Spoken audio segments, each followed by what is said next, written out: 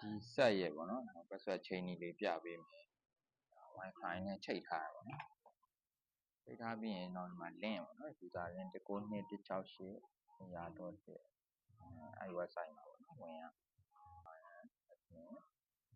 password လည်း AD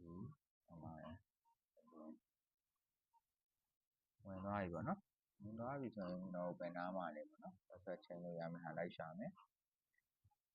APN setting APN management ရှိမယ် WLAN management ရှိမယ်ပေါ့နော်အဲဒီထဲမှာဝင်မယ်ဒီမှာဆိုရင်တော့ SSID ပေါ့နော် Wi-Fi ရဲ့နာမည်ပါချိန်လို့ရတယ်ချိန်မယ်ပေါ့နော်နာမည်ဒါ password ပေါ့နော် password မှာကိုပါထားခြင်း okay ကျွန်တော်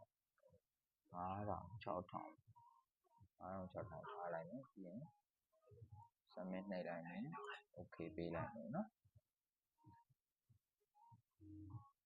okay ပြီးရင်ဒီမှာ log out ပေါ့နော် log out နှိပ်လိုက်ဒါဆိုရင်ဒါ password change သွားပြီ